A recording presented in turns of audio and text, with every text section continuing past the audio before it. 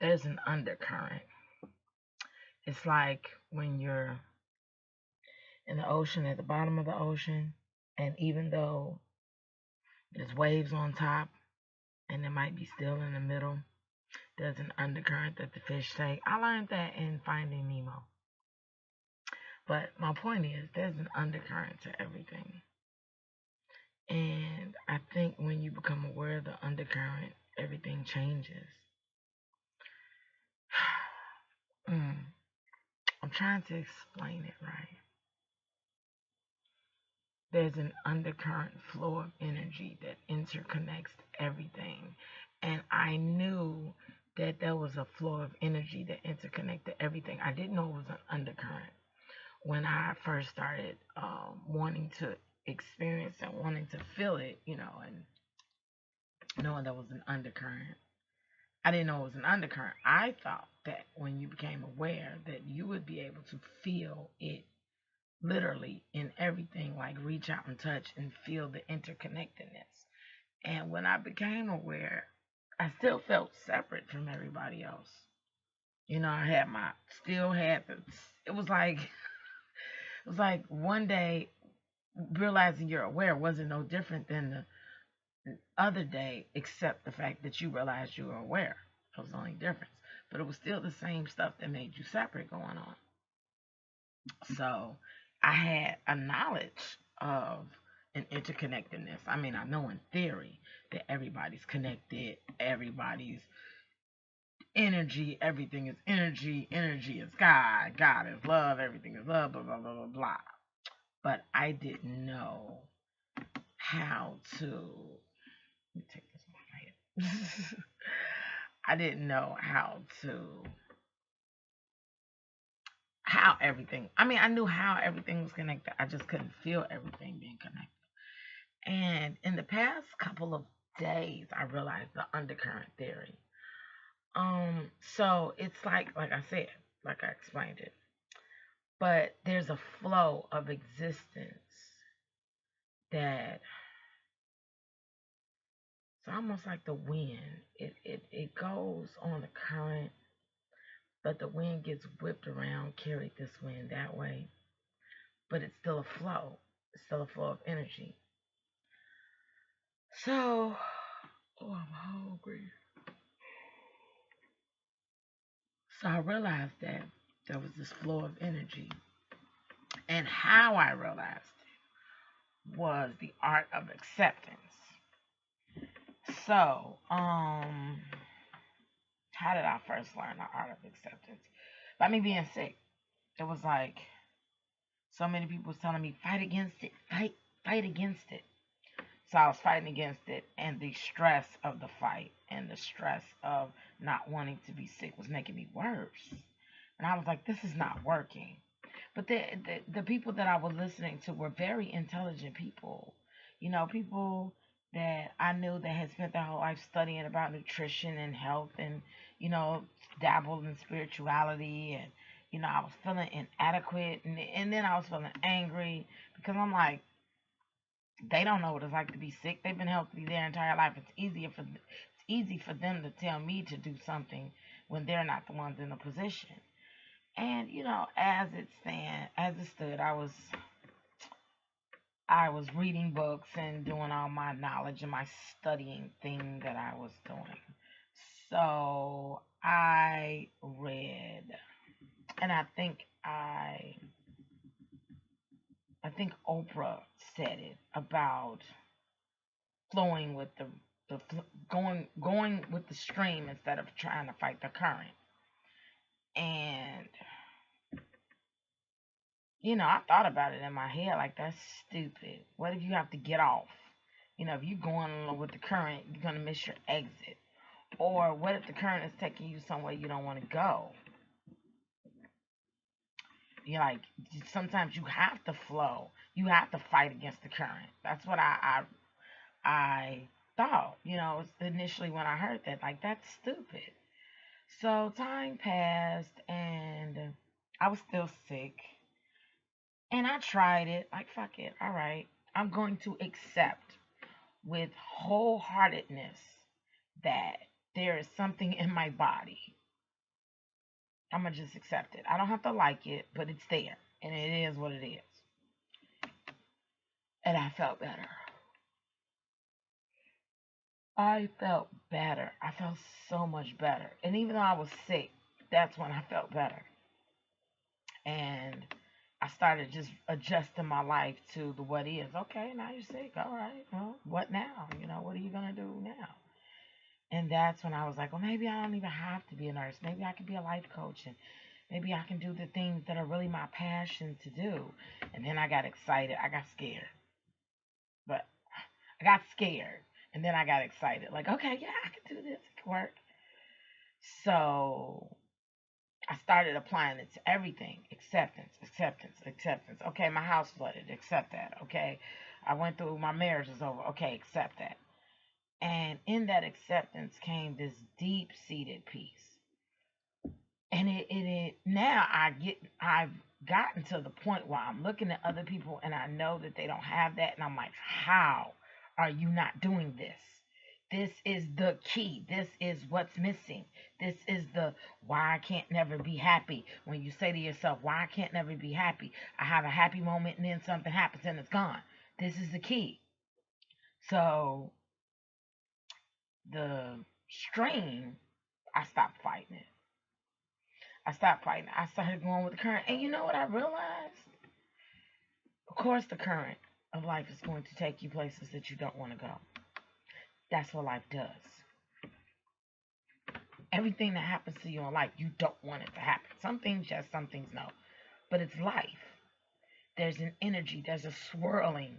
There's a thing that allows things to happen, and things that come in your life and come in and out, and people come in and out, and that's it's an undercurrent, and it's always moving and always changing. And one thing about the current is it always changes.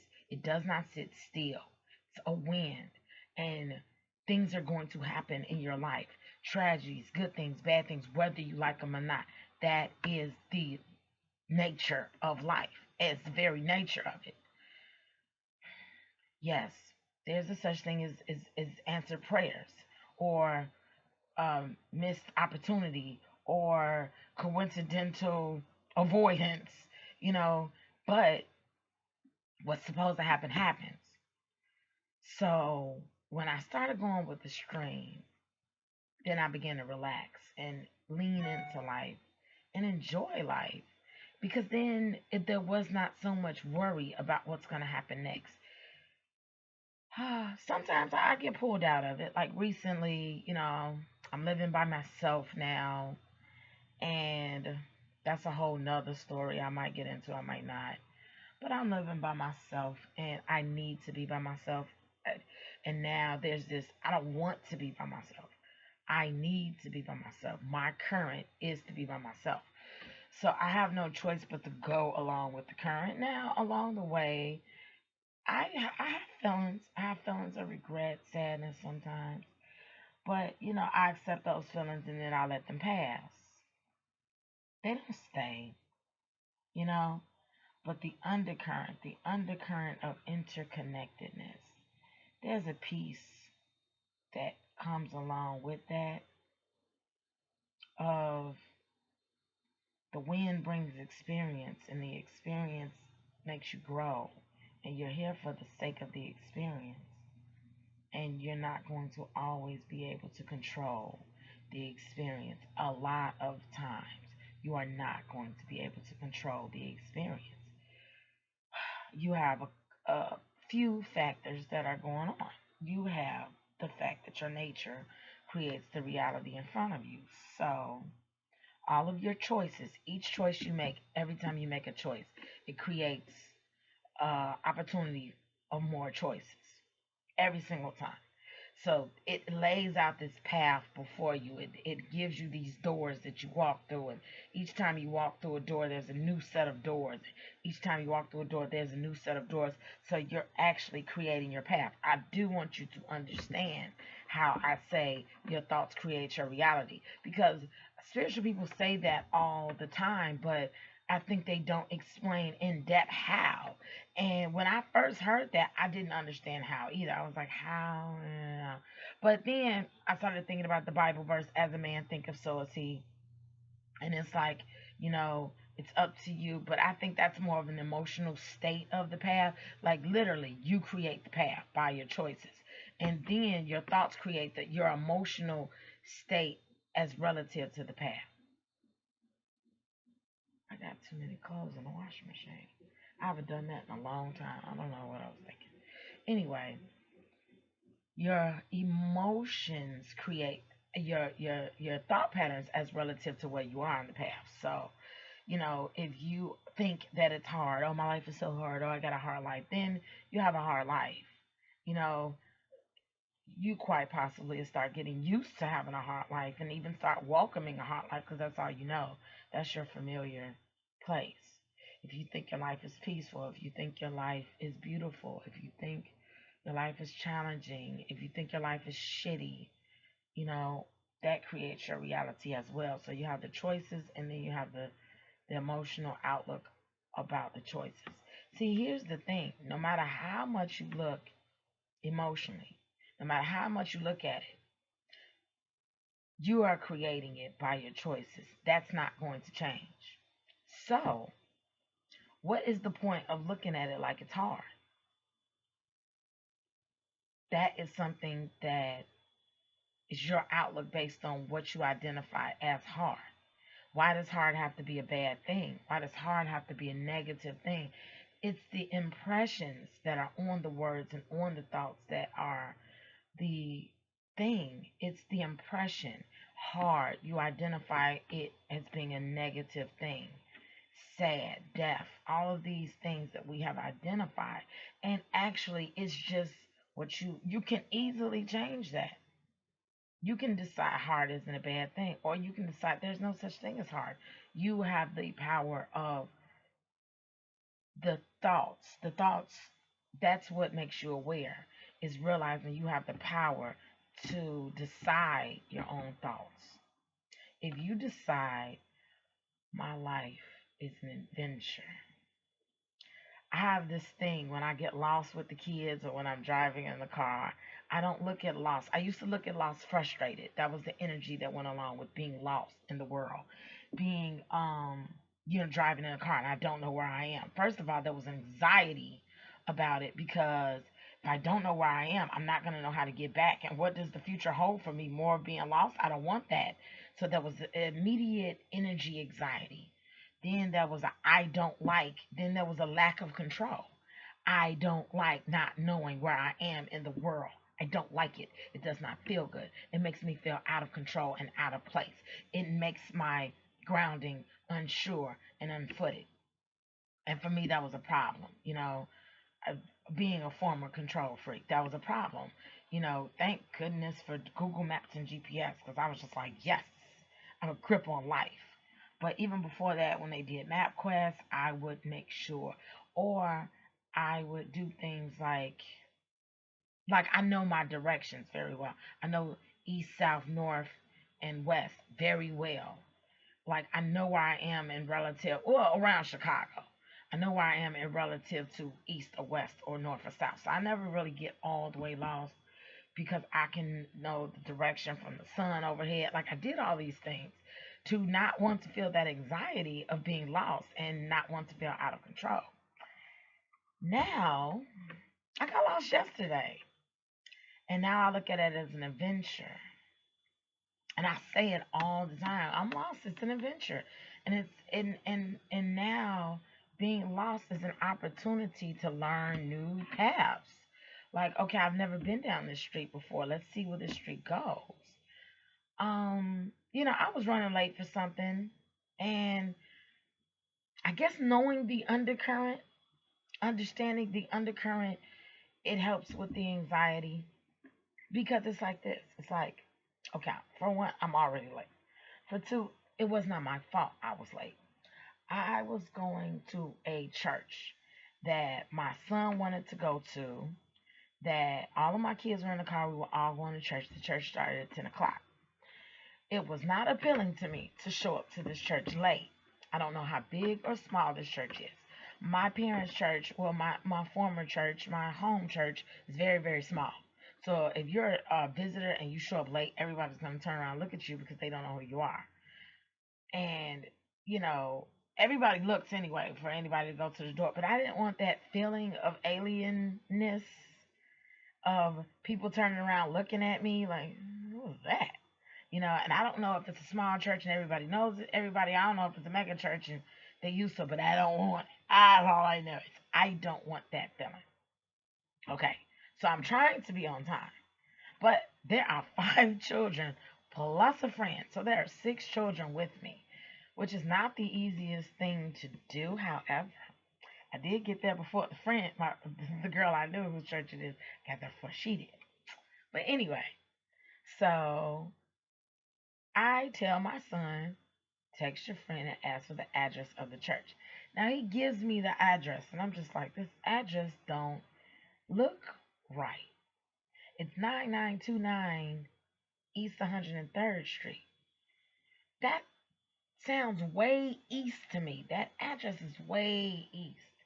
And I know that up 103rd East, there's a lot of factories. There's not a lot of residential area. There is at first. When you first get off the expressway, there is. But then after that, there's a lot of factories. You probably run out of land. You probably run out before you get to 9929. I don't know much about 900 East, 9000 East. I'm not good at that part. But I do know a little bit. And I'm like, nigga, that sound like it's in Lake Michigan.